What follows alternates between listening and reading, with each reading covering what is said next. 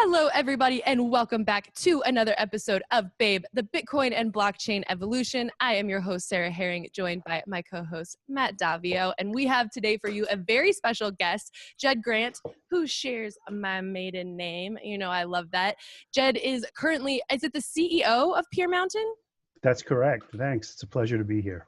Man, so we talked to Jeremy Epstein a few weeks ago, and we were, he obviously has tons of enthusiasm, and also he has a really clear understanding of, blockchain, its implications in sort of all markets. And we asked him specifically, what are some of the projects that you're looking to that you think are really going to kind of explode on the scene in the coming months? And he mentioned Pier Mountain. So let's just first get it out of the way. What is Pier Mountain, and why is it the next big thing? Pier Mountain is a decentralized economy of trust. So it actually monetizes with a token trustworthiness. So a lot of people confuse it with self-sovereign identity, but actually Pier Mountain is different from self-sovereign identity in its purest sense in some very important ways. So what it is it contains a self-sovereign identity component, but we can aggregate different identity providers in this ecosystem, and it allows for businesses, so enterprises, to deploy their services and then have a recorded, so regulatory and legal compliance background where they can record all that on chain. And that is something that goes beyond standard identity. So you have the identity, but you also have the compliance side, which enables commerce, because you need identity and compliance in order to have commerce. So that's the ecosystem. The other thing that's totally different about Pier Mountain from most blockchain solutions is it's not designed to be run on a public chain. So it's designed as an enterprise solution. It's deployed in semi-private chain instances, which can be then deployed within a jurisdiction so you can meet legal requirements and things like this. And then one of the magical things about it is the patent that I filed last year on the Pier chain protocol, which allows these different blockchain instances to share digital assets across chains. So one Pier Mountain can run on Ethereum, which is what we're building on now, and another one could run on Stellar, for example. Wow. Okay. So talk to me a little bit then. I can see how this could be huge in a lot of areas. Talk to me. Do you see this as something that can be both used by individuals as well as businesses and industries? Absolutely. The initial deployment that we're going after is a B2B2C model because we need to get that mass. So our strategy is really to get lots of consumers through those businesses that have a large consumer base. But you can, the use cases for Pier Mountain are anywhere where you need to have that proof of fact in order to conduct business between two parties. So you could have a mutualized Pier Mountain instance like Joel, who's the project manager for me on Pier Mountain. He brought a great one. He's an avid golfer. And you could easily deploy a Pier Mountain instance that would be mutualized across golf association and golf clubs, and you would manage the handicap that way. So the service would actually be the round every time you play a round. And then when you finish that round, the golf club would sign your score, and the golf association would update your handicap. And all these certificates are done on chain, just the way you would do identity. It's part of your identity, actually. Identity's more than just a passport. It's all these other things that you are. And Pier Mountain is just the protocol in the ecosystem that allows all that to flow very efficiently. And how is this in terms of, obviously, even on the site, it says we're coming up super close here on the pre-order. So let's talk about how this works then in terms of like the token economy and also like ICOs, like where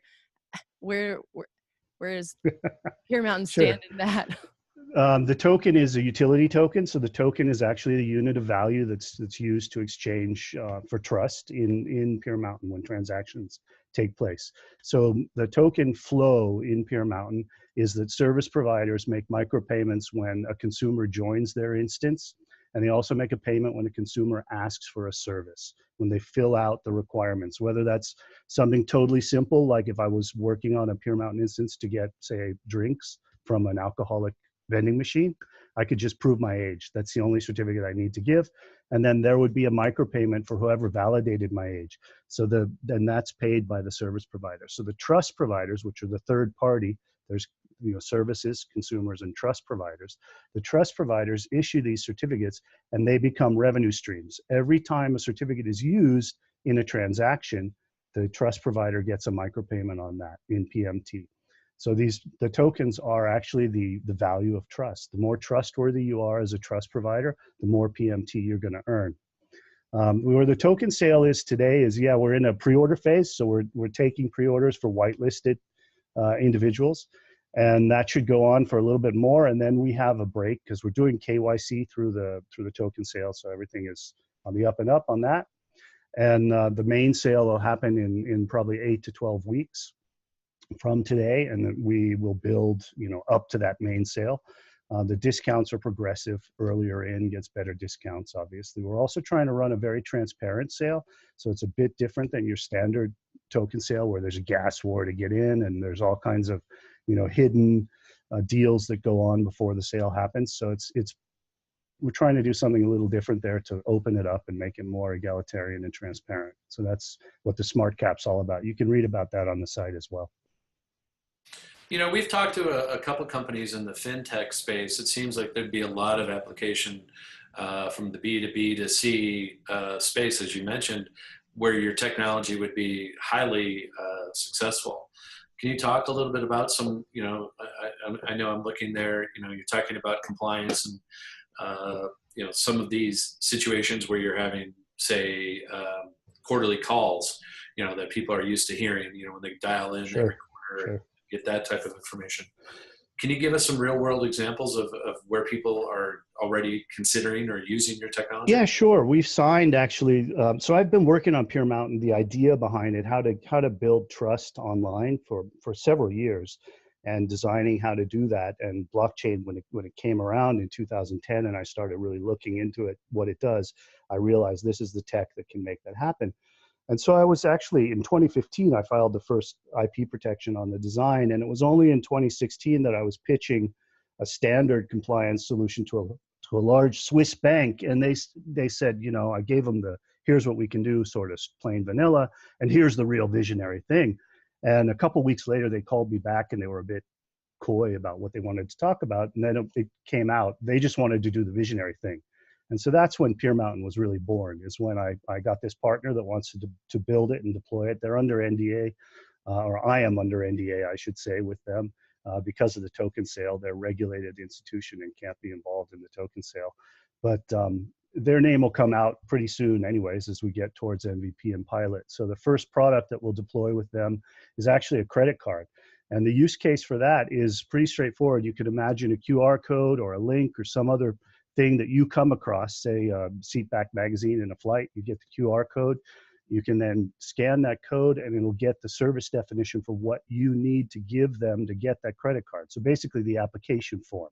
So you then would share, for example, your passport, your proof of income, your residence address, and a V card that's your contact details. All this stuff is shared securely then with them, but you own it. It's your identity and you're managing all this stuff. And once that dossier is complete from their side, they can then deliver you the credit card dematerialized right to your phone. You can start to use it.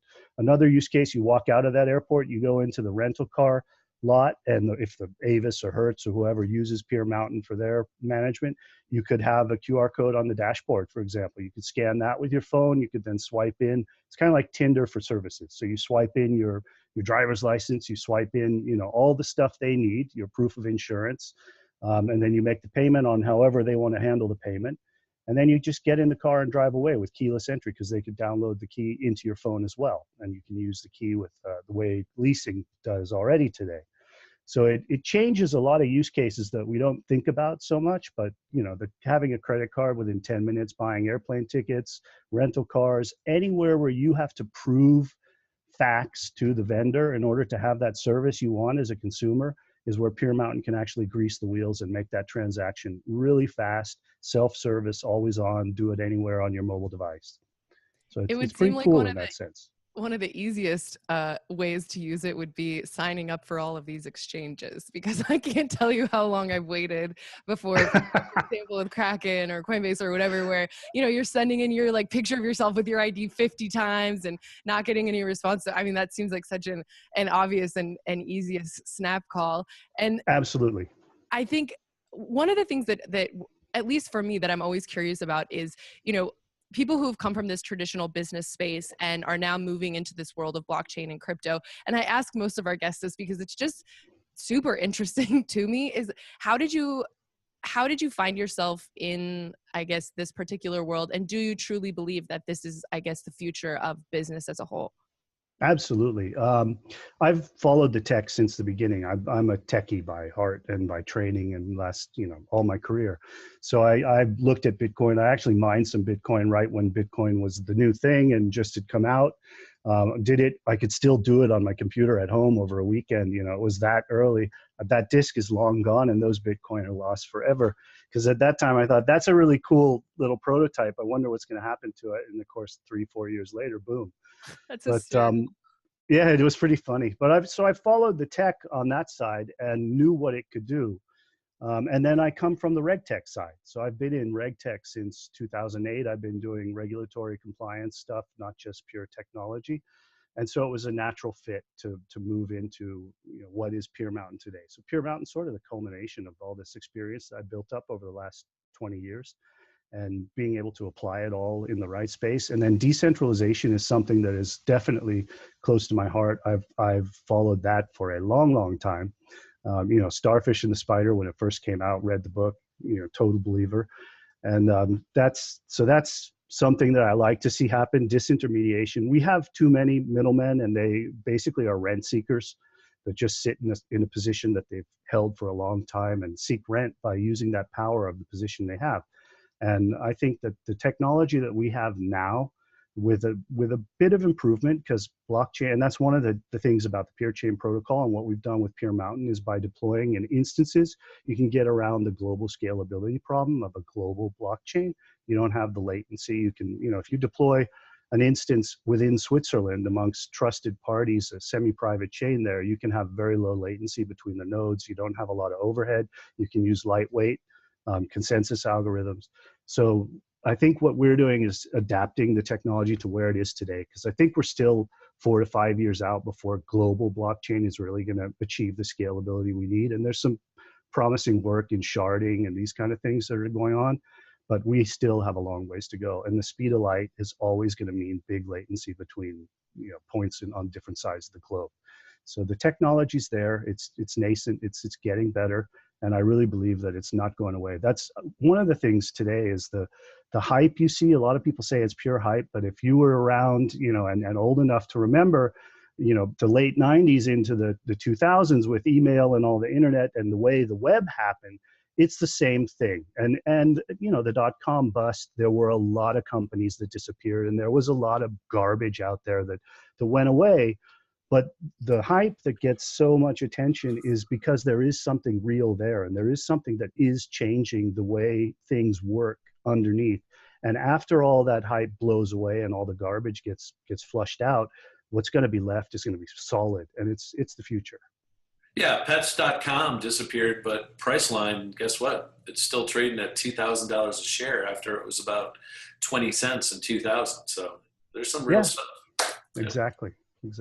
One of the things I'm curious about, especially because Jeremy Epstein is the one who connected us with you, is, and I think this is something that a lot of the ICOs, a lot of people who are coming up with both things that I think are, probably going to be garbage, and things that really have something great, and valuable within them, something really intrinsic inside of the technology, is the marketing is so difficult because this marketplace, I think, is very flooded at the moment. Not necessarily with everyone, but the people who are involved in the crypto space are just constantly being overwhelmed by the next thing and the next hottest, token and the next this. So tell me a little bit, in the process of building out Pier Mountain and the process of kind of exposing it to the public, what has the marketing and sort of bringing it out, what are you guys using? What are the tools that you're using to do that? Pretty straightforward, organic and online social. We're not doing a lot of glitzy spend. We're pretty low key. I think we're going to have to step it up a bit between now and the token sale. But we've been very, very organic so far. So it's been very straightforward stuff. Twitter, managing our community very actively. I have a good team, very good people behind that are running all that. They're, pretty smart and get the right answers. And the community's pretty strong as well. So we're happy with how that's grown, but we definitely need to do more. I feel that Pier Mountain is too low key at the moment because I know what we have and how different we are from a lot of the hype that I see out there.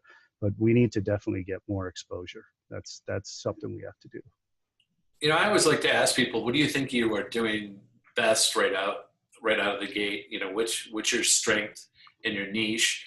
And then what areas are you looking for, you know, that keep you up at night? You know, what are the things that, you know, I mean, Yeah. because when you're running a business, these are real thoughts every day. It's like, okay, I'm good at that, but I could be better, as you said. And I appreciate your candidness with talking about your marketing. But what things keep you up at night, and what things do you think you're doing really well today? What we do well is build tech solutions and deploy them. And I'm also very good at deploying them into enterprises, including selling them into enterprises. When it comes to hype and mass media, that's where I think that's what keeps me up at night. Are we doing that right?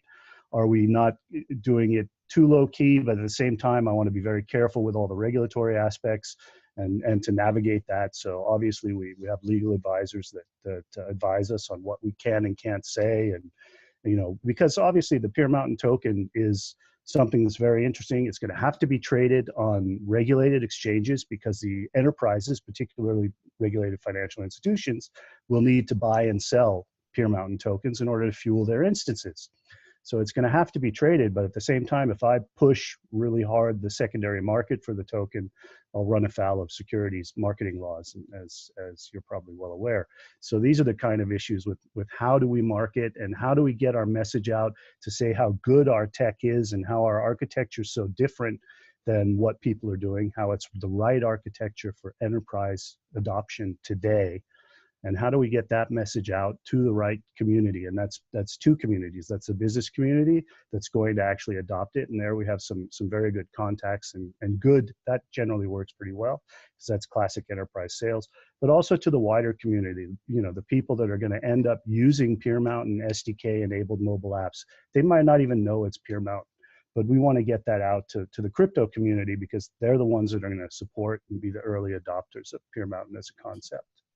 Yeah, and I would imagine distribution with the right partners, as you said, kind of on that SaaS model becomes really important, and capitalizing on when able and when is the right time, you know, via the compliance piece, you know, who your partners are will be really important as you roll these out and are able to tell the world, hey, we're making a credit card for XYZ. So right, exactly. So that's going to be fun. I'm looking forward to that. The pilot should happen late summer. There will be press releases when that goes live and that kind of stuff. That should create some very, very good buzz for us. I'm curious, form factor, are you doing any different? Can you talk about that? Is there, you know, is it an actual card that we're used to seeing, or are you going to do it a different way? Well, for us, it's not a specific credit card. They've picked a specific credit card that they want to do. The format, it's actually a miles card that they're going to market. But it's the same as any other credit card. The piece of plastic is actually not important anymore. Almost any credit card can be dematerialized now. It's just the codes. And actually, the chip in the card, especially outside the U.S., is more important than the number on the card. So that's, you know, they can deploy whatever they want. Pier Mountain is actually the grease that allows that application process to happen. And what we haven't done with PMT at this point in the release, you know, in the MVP that's coming out late spring, early summer, we're not going to handle the payment for anything in there. So the payment in PMT is for the establishment of the transaction. The service provider pays for the lead, the trust provider gets paid for their trust, but we're not actually handling the credit card payment. That's still going to be done by traditional credit card systems. And that's one of the challenges. A lot of people imagine that they can put credit cards on chain today. But if you do a global chain, you're not going to achieve the throughput that you need to do credit card payments. You know, you're not going to get 30,000 transactions a second on chain. It's just not going to happen. Man, I love this. I just had a fight. Someone was basically pretending to be my husband on the internet, which happens periodically on Twitter and Instagram and these things. And I swear I spent hours upon hours trying to go back and forth and verify, you know, who he actually is and this. And actually it was terrifying to me to be like emailing his passport, you know, pictures and things like that. Yeah. It just seems so sketchy and scary. And so, yeah, I mean, something like this, definitely I can see the implications, not only in saving time, but also in, protecting yourself. Absolutely. Your identity theft, like the Equifax thing, can't happen because you own your ID. You'd have to hack, you know, 40 million phones to steal 40 million identities. You have to hack 40 million wallets where that's locked up in. And so it becomes a challenge. And the problem is pervasive. It's amazing. I have a fake me my whole team actually has been cloned by scammers who are trying to siphon off ETH from gullible people, pretending to sell our tokens. And it's totally surreal. I mean, I was on Telegram and I ended up chatting using a fake ID, a fake profile, chatting with myself, with the fake me.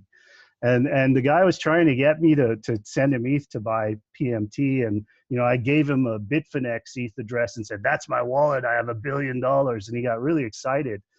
And so I told him to call me. And so he rang me up on Telegram. And I actually spoke to this guy with a South Asian accent, some weird accent, who was saying he's me. And he was reading my LinkedIn profile back to me. Hello, this is Jed Grant. Wait. Exactly. And he was reading my LinkedIn profile, pretending to be me, and I couldn't believe it. So, this has to stop. We can't have an online environment where anybody can just change their profile picture and pretend to be someone else and try to rip everybody off. It just doesn't work. It's terrifying. It's really terrifying. That was surreal. Have you guys seen that Amazon TV show, Sneaky Pete? Kind of sounds like that. Mm-mm. No, I'll have to watch it. But everyone I know, I feel like, and especially, you're right, especially in the crypto space, I feel like it's such a, there's so many vultures sort of just wait and, scam. You have to be so careful all the time. And especially because once you release your money, it's like, you're never seeing that money again. It's never coming back. So it is scary. It's really terrifying. Well, Jed, we are going to, give you some time for the rest of your day, but I am super, super excited about this project. And let the homies know where they can find you. PierMountain.com. You'll find everything there. Sign up with the email. That's the gateway to be invited to participate in the token sale. We'll send out mail regularly to the community. Join our Telegram group. It's t.me/PierMountain as well. Very easy to find. And, Google me. You'll find me everywhere. It's no problem at all. So Pier Mountain, P-E-E-R as in peer-to-peer, mountain as in somewhere secure to store your stuff. Then actually the name Pier Mountain comes from, Iron Mountain? It's that old nuclear bunker where you can centralize all your paper stuff. So Pier Mountain is decentralizing, getting all your stuff stored by yourself in a peer-to-peer environment. So you never have to have a conversation with your own self, and hopefully not again. It's pretty amazing. Telegram. How long have you guys been on Telegram? We started the Telegram channel, I guess it was September, something like that. And I just joined as you mentioned it here on our broadcast. You have 3,200 members already. Pretty amazing. Yeah, it's organic, pretty much organic. Yeah. So we ran a short bounty campaign, but the bounty guys are very unruly. They're a good gang, but unruly people. but it's pretty much organic and it's still growing pretty well. So we're happy with that. That's great. Thank you guys so much, and you enjoy the rest of your day. Jed, this has been another Babe Bitcoin and Blockchain Evolution.